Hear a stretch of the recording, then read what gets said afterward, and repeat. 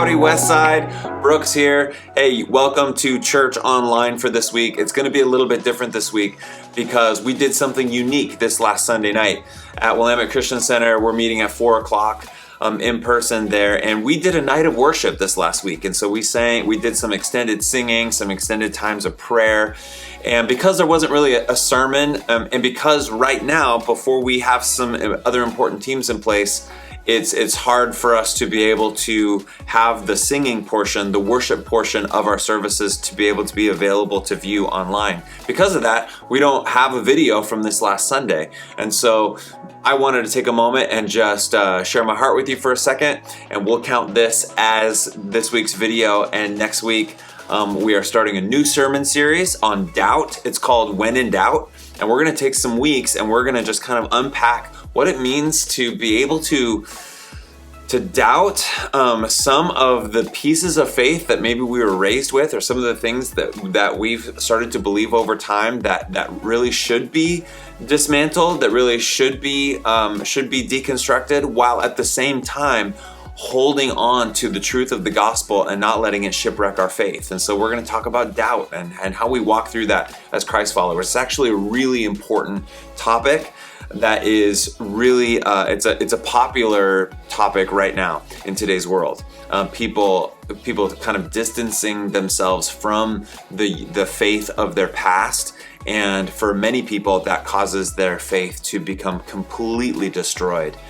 And I've seen that over and over again. And so I'm excited for these next couple weeks to be able to talk about that in our gatherings and look at the scripture and see and even look at some people throughout some people in scripture who have doubted, and how did Jesus interact with them. So that's what we'll do. So we'll have our service up next Sunday. But a couple things that we talked about this last Sunday that I want you to know about. First is we had a guys event this last Saturday night. It was just guys night. We had such a fun time. There was more than 40 guys there, and it was such a blast to be able to be together and see each other's faces and be outdoors.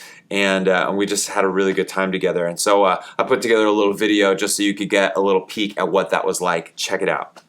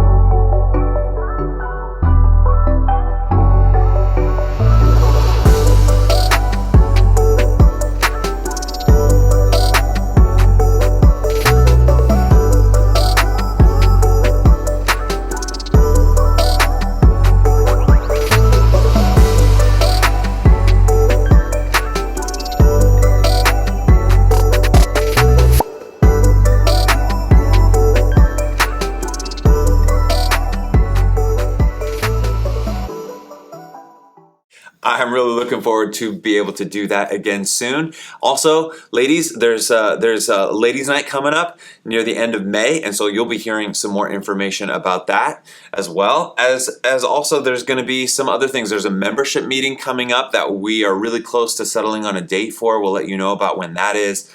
And some other exciting things. So another thing that I mentioned this last Sunday that I want to make sure that you know about is we are excited to open up kids' church fully, okay? We are able to do it.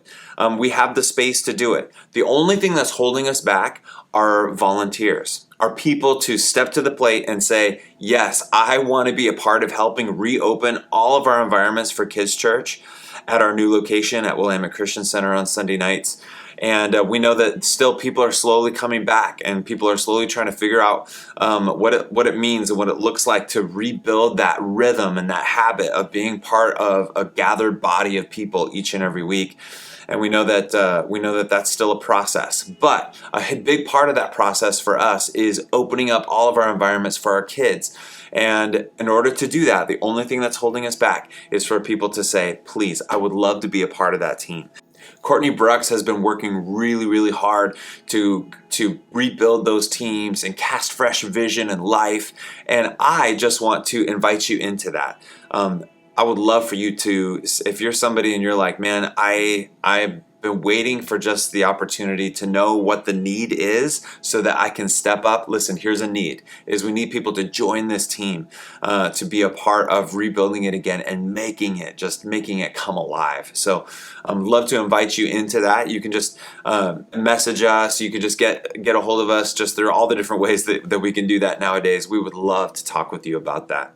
And then another thing that's been really great on Sunday nights when we gather is we've been really leveraging that after church time to be able to hang out outside. And so we've had some good weather to be able to do that. And so we've created some fun environments out there. Last week we had hot cocoa. A couple weeks before that we had some popsicles.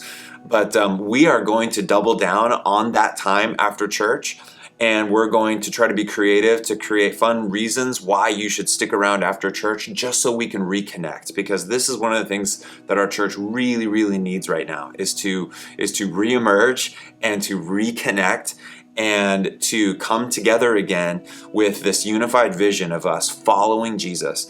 And there's been this phrase that's been rattling around in my heart and in my brain that I just can't get out of my brain. And I feel like it comes back to me over and over again, just as I'm reading the scriptures and just as I'm pastoring our church. The phrase that comes around is that in a world that so wants us to get radicalized by all sorts of ideologies, because we live in a world like this, we as Christ followers have to be so committed to choosing to not be radicalized by anything else except the radical way of Jesus. That's the only thing that we are willing to be radicalized by. The pressure is immense to get sucked in, to just be doubling down on being radicalized by this or by that or by this group or that group or this ideology or this philosophy. And those things, if we pursue them, it promises much, but it delivers very, very little. It won't give us the thing that we actually need. The only thing that will give us the thing that we actually most deeply want in our life is if we choose to only be radicalized by the radical way of Jesus, by the narrow way of Jesus. If we will let the gospel sink deep into our hearts, if we let that transform everything about us, that's going to be the thing that causes us to have new hearts, renewed minds, and a fresh vision for how we can follow Jesus in our context, in our city, and in our world. So that's just a little thing I've been thinking about. I want to challenge all of us in this next season of our church, that I want us to really be thinking deeply about, what does discipleship mean? That is perhaps one of the most important questions that we can ask. And I'm excited to unpack and unravel that and walk that path with you, Westside, in the days to come. I love you. We're praying for you. If you have any needs, if you have any questions, if there are any roadblocks that you might have in order for you to be able to re-engage with community, then we want to help. I'm proud of you. I love you. Let's go and be the hands and feet of Jesus in our world.